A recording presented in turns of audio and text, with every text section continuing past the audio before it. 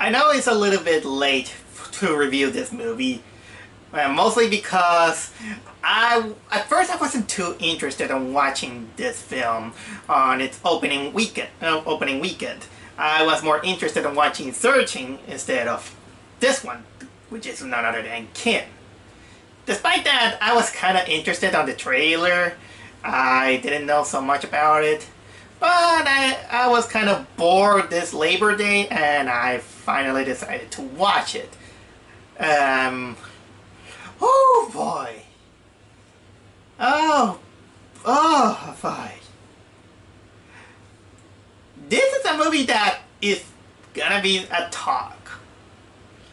So right in the get-go, I'm gonna say that this is gonna be a very, very, very spoilerific movie review. Because this is something that I have to talk about it.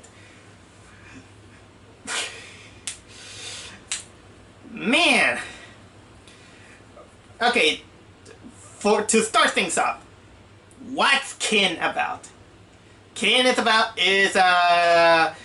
this movie directed by Jonathan Baker. I think it was Jonathan Baker, the director. Yes, Jonathan Baker and Josh Baker. And is apparently a movie that the trailer kind of promises something that is gonna be a little bit like this, like Stranger Things meet Laser Blast. Okay, the premise, apparently what it shows us is about this kid who apparently finds this, apparently the BFG from Doom, an alien big ray gun. And apparently then shenanigans happened with his brother, and technically it felt like...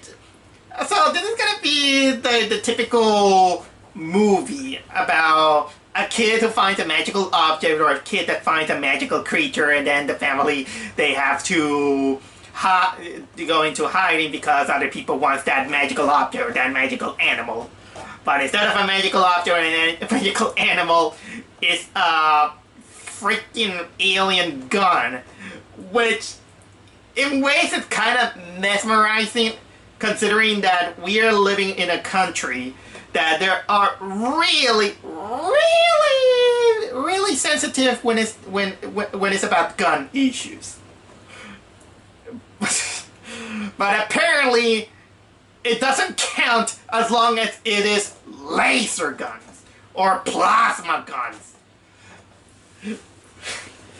That's kind of stupid. I mean, when you think about it, being blasted by a laser, it's much more painful and much gorier compared to a bullet to the head. Okay, that's my little nitpick on it. But even tossing this thing aside, I was interested. That looked like an interesting premise. I was really surprised to see what this movie's what's gonna bring us. And boy, the marketing was a total bait and switch, because we don't get that kind of movie. What we get a family drama in which the sci-fi was much of an afterthought.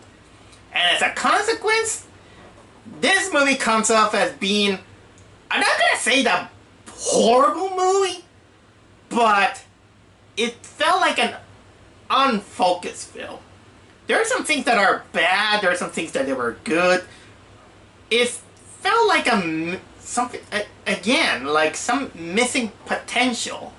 And unfortunately, to its credit, I find that the potential that was missing there fared a little bit better than Slender Man promised. Remember that I say that in Slender Man, despite being a piece of shit of a movie, I said that it was a wasted potential. This one had a wasted potential that it showed a little bit more competence under production, but something went afoot and they shot themselves in the foot. Literally saying, well, I will say that they shoot underfoot with a laser cannon at that point.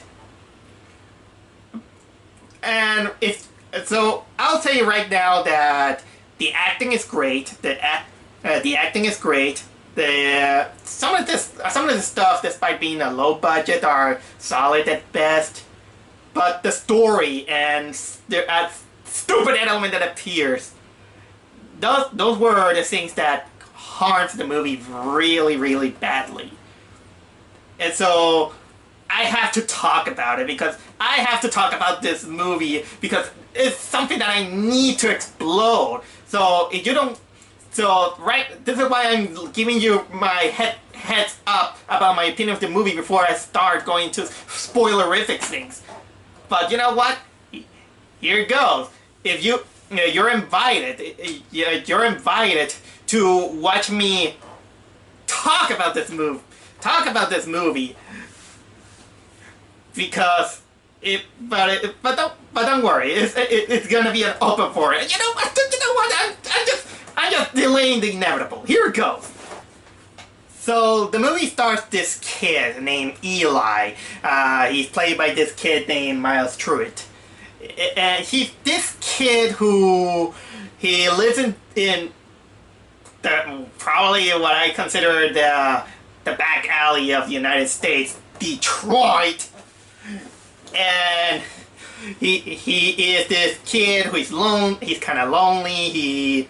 He got into a fist fight with some kind of kid because apparently according to what he said is that he insulted his dead mother, and well, he had to protect his pride. And he also goes scavenge in some abandoned areas for, I don't know, scraps. He's kind of like a scrapper. But because of the fight that he had, he was suspended from school. And then this kid had his adoptive father. An adoptive father played by Dennis Quaid. And boy, I have issues with the father. I'll go with that later. So technically, what happened is that the father also has a legit son. He gets out of jail because apparently he was a con artist, and it is shown that there is a really strange relationship between each other. And apparently Eli, the kid, is kind of like a replacement son to the father. And yeah, the father, again, Dennis Quaid, is technically what Dennis Quaid always played in most of his movies, which is grumpy, angry father who is the kind of father that I absolutely hate. Because, how can I say that? I have a hard issue dealing with something that is really strict. I know that sometimes you have to give them tough love sometimes. I mean, it is a good lesson saying that I'm hard on you because life is hard. Yeah, but teach them how to make life a little bit easier. Make them work harder, of course, but man, I don't know if this is a good thing or a bad thing to tell the kid. Yeah, life is hard, but it's not pessimistic like your damn face, like and all this stuff. That's not what it meant when you want to make that freaking lesson. So yeah, and then we apparently have the kid who, while going on his scrapyard business of going into abandoned places, abandoned constructions, and taking scraps, he finds this big ass rectangular alien gun, and apparently for a 40-year-old kid, instead of being, he's like, wow, that looks awesome, I'm gonna take it. So he takes it home. Despite being in a while being scared that there were corpses there. I know. Now that I think about it, I'm just messing a little bit of the timelines, but doesn't matter. So the kid takes it home, but meanwhile we got Dennis Quaid and his son. The son is named Jimmy. He's played by Jack Rayner. And apparently what happened is that while the kid was in jail, while Jimmy was in jail, he needed protection for, you know, the people from jail, and he owes the people who owe him protection like $60,000. And he had to give them to I think it is the ringleader. The ringleader played by James Franco. And James Franco, on the get-go, I'm going to say that James Franco is really playing James Franco. Slimy, given his knockoff Latin gangsta style accent, or I don't know, his kind of accent. So it's kind of like perfect. It was the typical James Franco playing James Franco. It's almost like what will happen if the James Franco from This Is the End turned himself into a criminal. So he owed them $60,000, which is an incredible amount of money. So in a way, he would stupidly say, he goes to his father and say, "Hey, Dad, I need some money." "Oh, right now, no, you're gonna have to earn it." "Yeah, but I need like 60,000. "Fuck that! 60,000!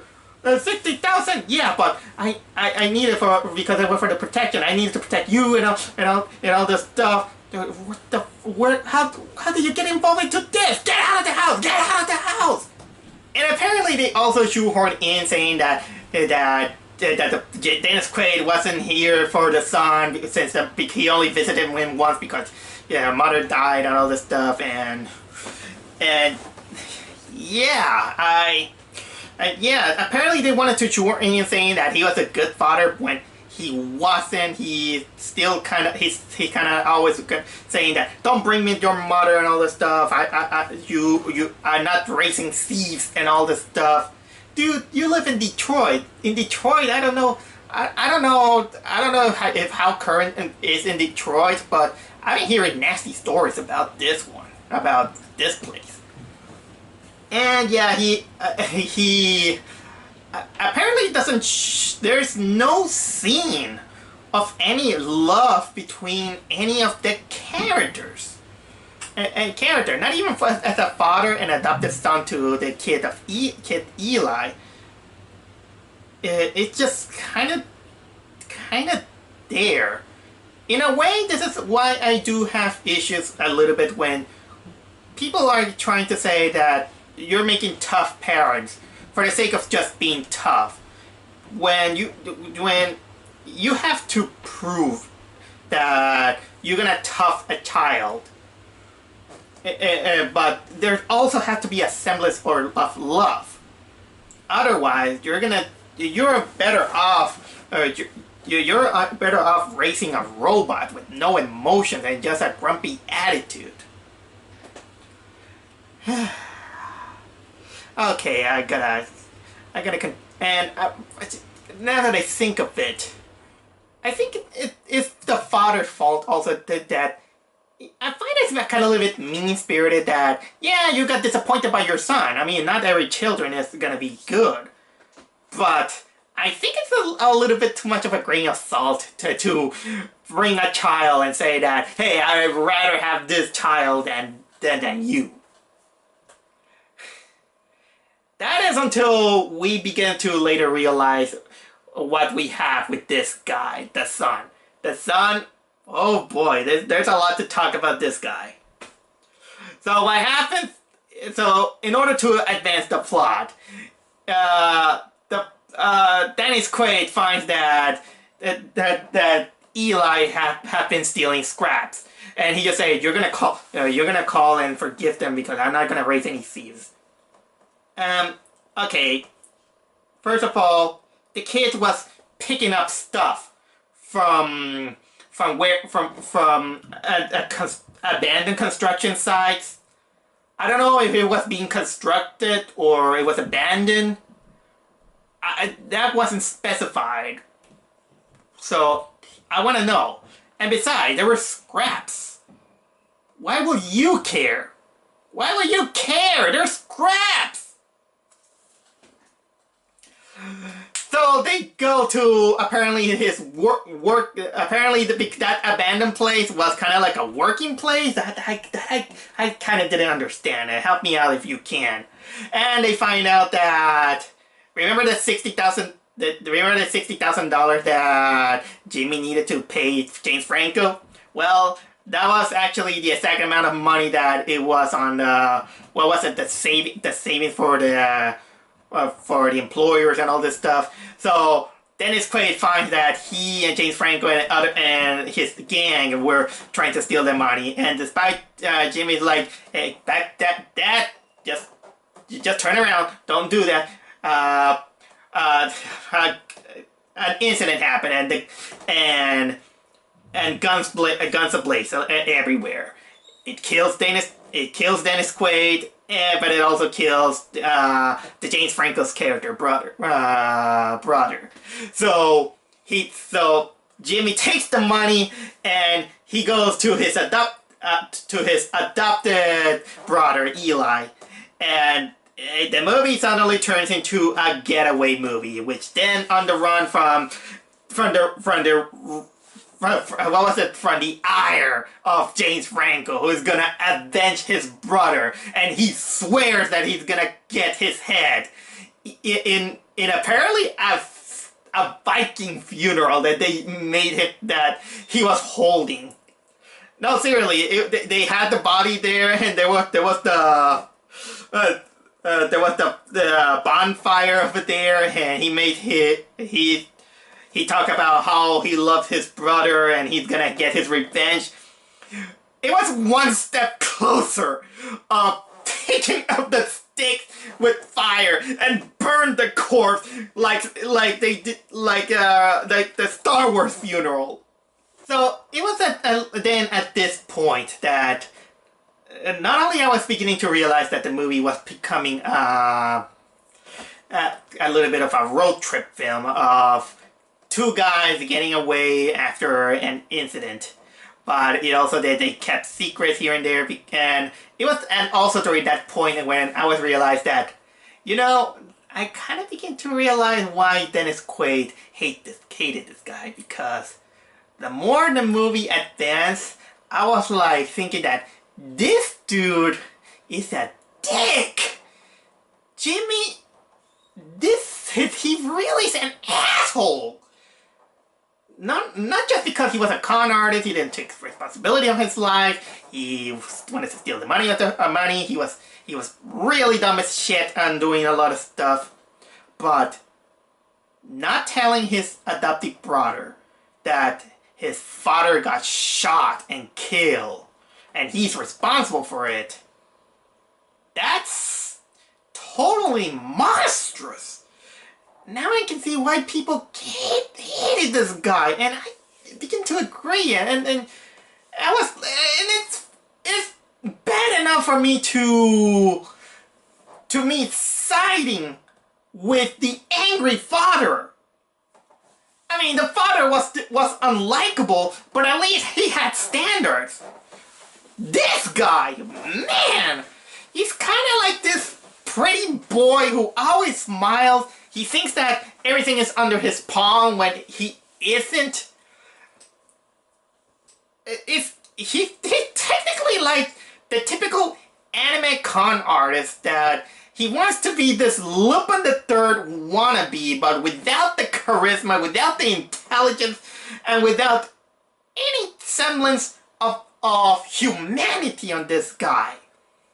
And he just do all this just for the sake of him.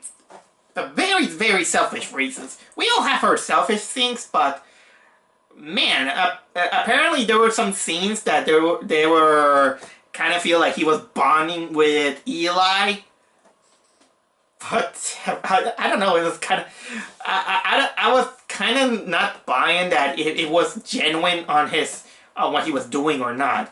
Although, apparently the movie, yeah, they have to give this jerk a little bit of a heart. And he begins to, at least he buy him some new shoes, which also doesn't help, also shows another reason why I kind of hated the father, because at least if the father cared for his son, even if he was 14-year-old, he could at least buy him some new shoes. And at least this asshole Jimmy gave him some shoes. And they bonded on teaching him how to rev a truck. And they find out also. They also went to a strip club of all places. Probably the most PG-13 strip club there is. No girls have their boobs coming out and all this stuff. Okay, whatever. Some people, they get too curious at that age. Now that I think about it, did you notice that I'm missing talking about something? Yes, I am missing talking about the alien gun, which it finally comes into play when in the strip club, Jimmy gets beaten by some people who want his money. Yeah, he wanted his money, and the kid finally say that, oh yeah, I have an alien gun that I have been tinkering all over, so maybe I can threat them. And then he finally shoots it on a table to scare them off. And like I said, it's like this gun is kind of like the BFG of Doom. For all the uninitiated, the BFG, it stands for the big fucking gun. It is one of the best weapons of the Doom franchise video game. And by the way, in a little side note, it's funny that the gun is technically awesome. It looks really good as a video game weapon. I mean, and even has how it works. I mean, it has this small button that it has the security system. How can I say that? It doesn't let people without some kind of registration recognition so it can be able to operate. It has apparently 3 modes of shooting, in which we only see 2 of them. It has neon lights. It looks really decent for a movie gun. It's technically it feels like this is a gun that came out from the Halo universe. And by the way, this gun is probably kind of like a MacGuffin, because this gun is not the most important thing. And speaking of which, there's also this subplot of apparently 2 biker alien guys that we never see the face. They're looking for the gun. They have this high-tech technology, and once the gun has its first shot, we got these 2 beings trace the gun. And so technically, it kind of became like this gun. I wish it could become almost like the One Ring of Power, but unfortunately, the gun is only present when it's convenient. So after the strip club scene, apparently they get away from these bosses who wanted his money, and apparently, yeah, one of the guys, he was the owner of the strip joint. And they run away accompanied with one of the strippers, played by Zoe Kravitz. And I suppose that they wanted her to become kind of like the third party of the team. And in a much way, it kind of wasn't, because she was just there to kind of feel like she was going to bond with Eli and kind of be the potential girlfriend of Jimmy. But only I think that there was more chemistry with her and Jimmy, because I think there was this neat scene in which they talk about their rough about their parents. Eli, he has a scar on his hand, kind of here. I think it. Not much of a scar. It's kind of like he got cut by with a Pepsi can or something like that. Kind of similar to a scar that I have here. I'm gonna show you here. This is a scar that I got when a glass. I was picking a glass of soda, and apparently spontaneously it broke from my hand, and it cut me. It cut me. It was nasty. And he said that, I don't know. I never met my mom. I think they picked me up, and I don't remember having this scar. Maybe they would beat me up. And then Zoe's like, I understand. I got this scar too, and they were kind of like beatings on saying that, and she said, yeah, some parents doesn't deserve to be parents, which I kind of agree, considering that the Dennis, what was it, the Dennis Quaid character. Come to think of it, we never approach this. How can I say? We never approach this mother issue. I mean, sometimes they take out the picture of the family, but it doesn't go anywhere. I mean, I wish we could have known Dennis Quaid better in order to fully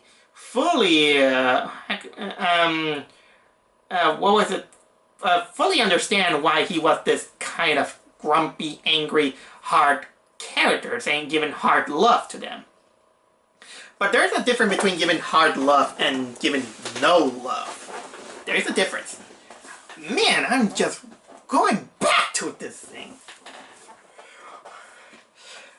So, apparently then we have to add an extra scene in which, first of all, they enjoy playing for a bit with the big gun.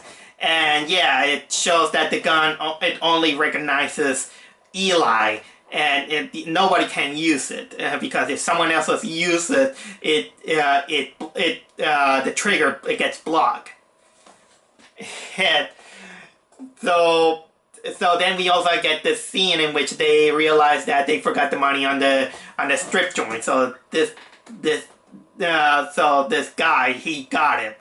So the stripper is like, hey, I know where he goes to play cards. He apparently goes to play cards in this silo, or it was a farm with lots of cows, and so they're gonna go there and pick up their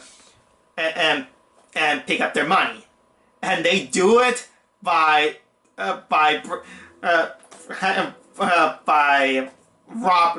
heist, by armed robbery. So they even put the masks, and he brings the kid along with the gun. Don't worry, they don't shoot or kill anyone because they say that, no, just bring them so they're gonna get scared. But still, it's kind of like teaching a kid how to rob a bank. So yeah, they get the money, and they go to, I think they wanted to go to Iowa. So because they're still on the run from James Franco, who he's hell bent on wanting revenge on Jimmy because he killed his, because he technically is responsible for the death of the brother. He gets lead. He's also chasing him, and there's this scene in which I have to talk about it. I absolutely gotta laugh at that scene. This is probably the funniest part of the movie. Is when it's a scene in which James Franco enters a convenience store, and the store owner, he's just there sitting, and James Franco is like, "Hey, I need to use the bathroom." No. Customers only can use the bathroom. So James Franco's solution is this. He takes out the gun, he puts it on the counter, and he just unzips his pants and begins to pee on the counter. And he's like, "Hey, do you like looking at this? turn your head. And the store owner is like, oh, shoot. Okay. Don't do this, by the way. Don't do this. I know that it sucks that in many bathrooms you have to buy something in order to use them. But what a solution. I don't know, I gave myself a little bit of a chuckle out of this. But meanwhile, during all this time, you were still thinking on your head, Jimmy, tell the kid, tell Eli that your father is dead. No, he has to hide it. And the poor kid, he tries to communicate with his father, but unfortunately he doesn't get the call. The other guy just straight up lies to him. Even the stripper says that he's smart. He will find out eventually. And lo and behold, they reach an hotel. They are in the room, and apparently this guy, he just wanted to have this change of heart on saying, our father is dead. But no, there was a poor excuse of interruption that he didn't get to it. So how does the kid find out? The kid find out by being on a restaurant of the hotel and then seeing the news. And then he goes and disrupt the employer because he goes to the casino being underage, and he's like, "You lied to me! You lied to me!" And guess what? Both of them are arrested.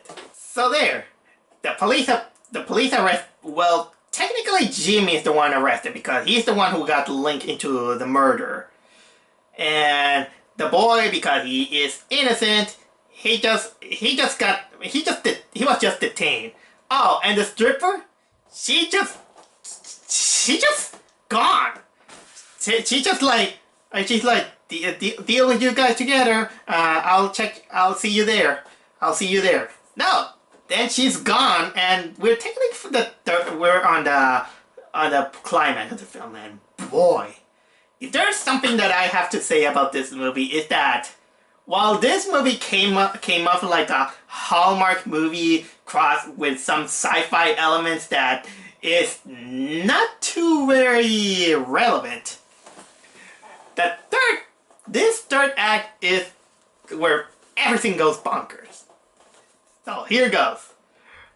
So the kid is detained, and Jimmy is in jail, and he even gets a 10-minute visit to him and saying that you are so irresponsible. Our father said that life is hard, and life is hard.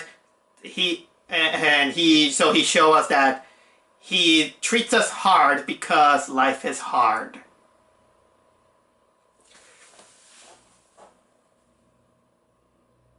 I don't know. I'm really pondering on that message, that it should be much fleshed out. I wish I could not take it too seriously. I'm still repeating, and sorry, it gets over on my head that he treats it hard because life is hard. Life is hard, yes, I understand, but we need a balance in our lives. We can't have just things hard. You also need to prove that there's also love, and unfortunately this movie didn't earn it. Didn't earn that lesson. And yeah, the kid is kind of right on that. And well, Jimmy he kind of realized late that yeah, he was a total dick. But then it happened. What happened is that James Franco appears with I think with 4 other people, and they just have a shooting spree inside the police department.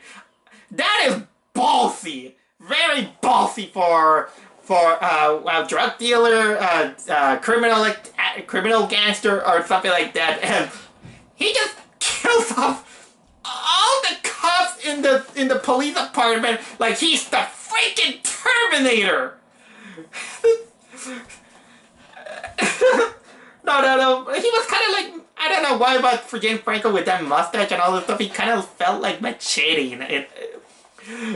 But there was, my God, and the cops, I was like, they were inept in a way.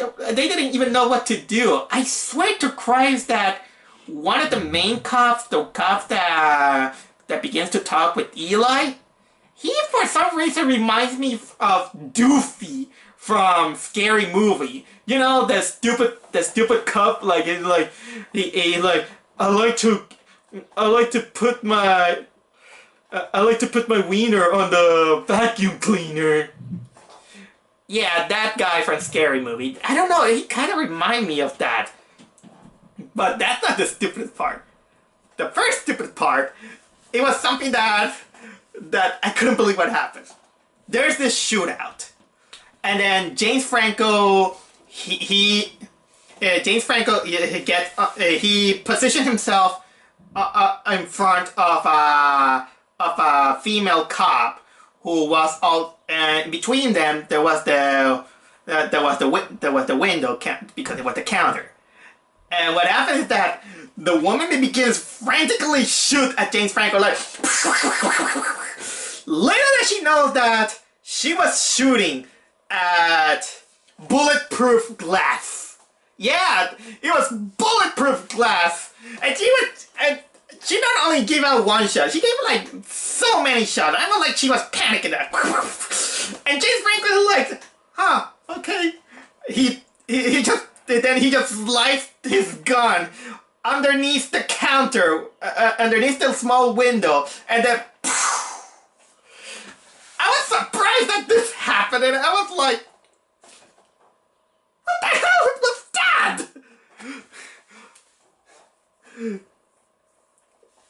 I mean, I know that when you're panicking, even cops can panic.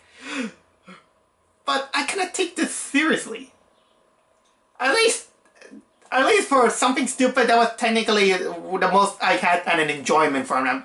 For a very, very average movie. I can't say that I was too bored, but it was fun and eventful. Oh yeah, and by the way, what about the alien gun? You see what I mean? That this gun sometimes appears and sometimes it doesn't. The gun was confiscated by the cops. And when the shootout happens, this doofy cop, he enters the room where Eli was there. And the cop is like, stay down and die. Where's the gun? Your things. Here's the key. Now stay low.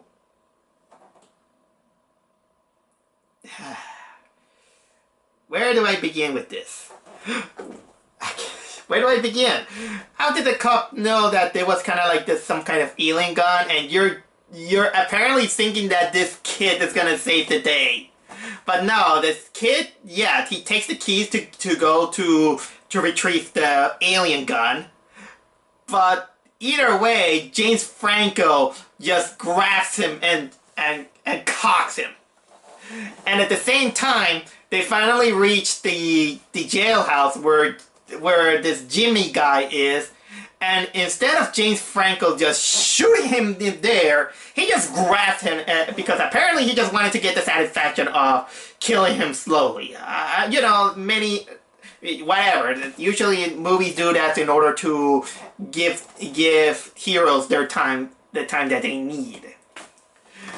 So then James Franco apparently, I don't know what he went to do, but he just kind of went, apparently he was gonna see because the cops and this impromptu female detective appear. I don't know what was the name of that detective. You know what, I'm not gonna watch it there on my IMDb page.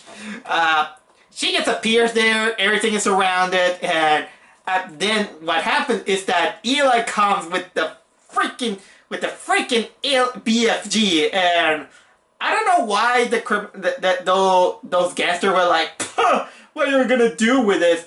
I mean, dude, even as a criminal, they should have been shitting their pants to see a gun that looks otherworldly. And lo and behold, what happens next is that the kid shots them with their pulsar cannon, and I think 2 of them were vaporized, and the other one, technically, and Eli killed off 4 people, and apparently he doesn't get kind of like an emotion out of his first bloodlust. So yeah, congratulations, Jimmy. You led a 14-year-old child to kill. Granted, for self-defense.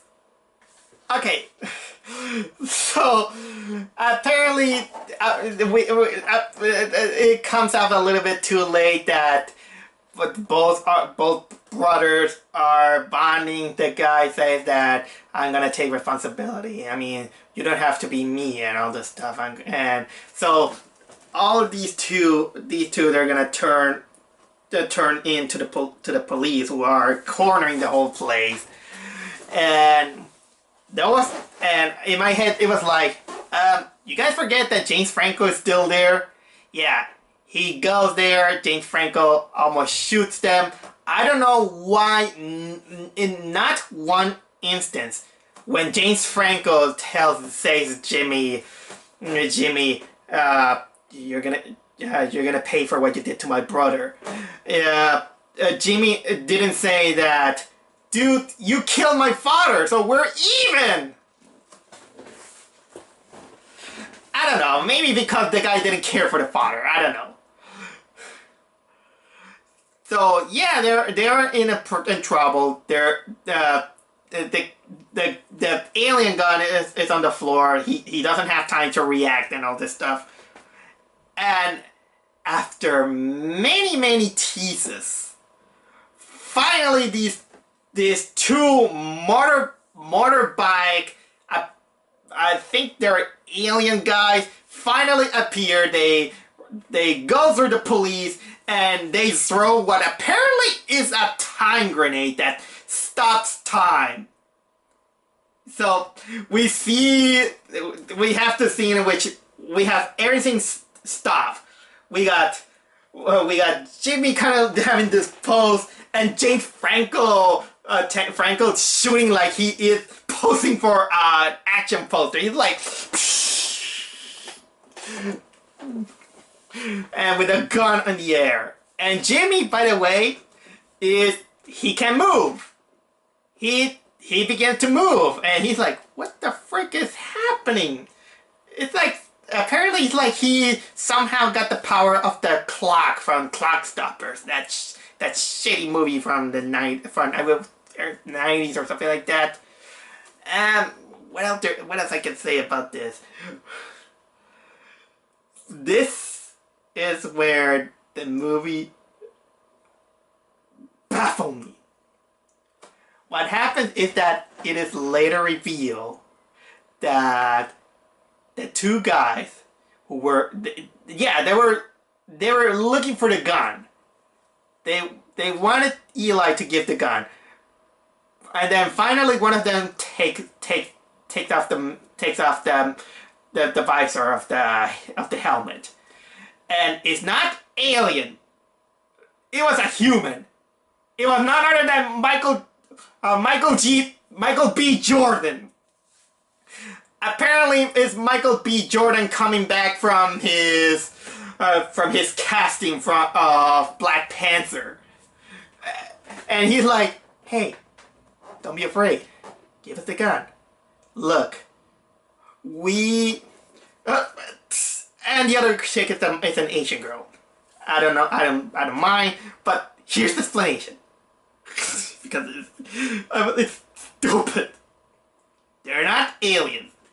They're people from apparently an alternate dimension or alternate world in which they are fighting a war, and the gun was designed for the kid, because the kid apparently, you know, the scar that he had there is actually a scar from insertion of a microchip that recognizes that it gives a biorecognition for the gun to be used. And he's like, but we're gonna need you in the future, but not now. We'll come, we put you there so you could be safe. Safe from what? You put him in Detroit with a very stoic father, and then he's go with this piece of garbage of a adopted brother. How safe is that from a war? And he's like, we'll go back to you. We'll go back for you. We'll go back for you. And they open the portal, and they're gonna go to this war. And in my head, it's like, dude, I wanna go there. There's a better movie on that side than the other one. Oh, and to make things to give them a little bit of a respite, the Asian girl just takes up the gun that was the bullet that was fired by James Franco, and it just edited and puts it puts it into James Franco's head, and he's like, okay, time's running out. See ya, kid, and then boom, the guys disappear. Time finally restored, and yeah, James Franco is killed. Jimmy is arrested. They give kind of like a small goodbye and all this stuff. The kid apparently is going to adoption. The female detective that appeared late into the film, she's like, hey, I just saw kind of like this blast and all this stuff, and I know that there was some kind of alien weapon. Were you gonna talk about it? And the kid is like, no. And she's like, okay, fair enough. If I was a detective, I would have a lot of questions to ask. And yeah, the movie ends in which the stripper comes by with a taxi, which apparently she's gonna adopt Eli, and the movie book ends with the kid's hand with the symbol of the alien gun and all this stuff. And I was like, what the frick happened? How I don't know what to say. You know what? These two guys, they might be that thing that appear in South Park in the episode where they better come and that came out from space, and it was like, you're the chosen one, Minceberry Crunch. What was that? It's time for me to wrap this up. This video is going long enough, and I'm sorry. I know that I should not make videos that long, but trust me that I can't guarantee that promise, because if there's a movie that I just want to have to talk about it, I have to. I did this last year on Facebook when I was talking about The Mummy or Jumanji, because there was some movie that I had some kind of rage or something baffling that I had to talk about. Oh yeah, I did that with Show Dogs too, that was an angry. But despite all the insanity about this movie, I can't hate it. I don't hate this movie. It was competent enough, but it felt like there was something else that could have been better. I mean, I think that there's also this shitty movie that had a little bit of the same idea, but it was more like a B movie. The movie I mentioned it before. It was called Laser Blast, and it had kind of like a similar premise, except with the Hallmark family integration, all this stuff. The movie on that one is about some aliens that look like turtles, Galapagos turtles, but without shells. They kill off some kind of criminal, and when they leave, they forget their alien gun that kind of looked like this cardboard thing, but with a CD player and a coil there. And this guy he just managed to find it, and he managed to I don't know, get hungry with power because he can shoot this laser gun whatever he wants, and eventually he turns into a monster, and yeah, the aliens, they trying to retrieve it, but I will say that that laser blast is only there for popcorn flick because it is an interesting movie to watch, but it's a little bit unbearable at times. I mean, the turtles will work. They look like Harryhausen animatronics or Harryhausen claymation. Looks good at best.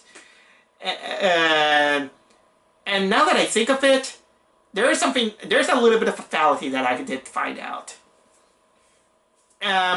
Sometimes in movies they don't go with the detail of how you reload a gun.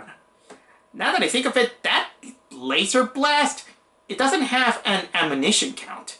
Doesn't even tell how the ammunition is determined. I mean, granted, a laser blast, it shows that in order to shoot the gun, he needs to hold some kind of pendant. So probably you can put the pieces together that probably it needs some synchronization and something like your soul or something like that. I'm just inventing things. But this gun from the kin, it doesn't have that kind of explanation of how the ammunition is determined. I mean, even for laser guns or plasma guns, they need a source. They need a source of firepower. That's technically it. I didn't. Still going on with my small summary about this movie. Again, the movie tends to drag on a little bit here and there. The acting is fine, although you don't. James Franco is the best actor in this whole movie, and the other actors, even the new ones, have a lot of promise. The story could have been fleshed out a little bit better and make it a little bit more fun. Go all out with it. But unfortunately, we also had to deal with very, very unlikable characters. Nobody in this, you don't care for nobody. Probably the only likable characters on this movie is Eli, the kid, and in a certain extent, the stripper. These are probably the most decent character I could find, but other than that, for a movie, you gotta get ready for a movie that had a really, really bonkers third act that kind of dumbed down a little, just for the sake of dumbing down the scenario, and this ending that with this war from another planet or another dimension that comes out of nowhere. It was like it felt like they wanted to create some kind of series or something like that, or a TV series. There's a pilot, and it was genuinely like baffled. I mean, how the hell did that come out? I mean, it felt things unresolved. I don't want to repeat all my millions of questions that I asked on that scene. So in a way, I don't know if I want to say that this is one of the worst movies I have seen. I've seen worse movies. Probably it may be on my bottom of the list if I don't find something horribly bad. But being terrible, I can't say not much about it. So take it as you will. It's probably a rental, or if you're into movies, I think you could watch it once. I'm not gonna hold my heart. I'm not gonna hold my heart into it. but I'll say this to close this thing. Guns are not toys. They look cool. You might feel cool, but it takes a lot of responsibility to carry one, even if they come from another world or another dimension. I'm not against it. They can be useful tools as well as they can be murder tools. So that's technically my whole lesson on this one. Man.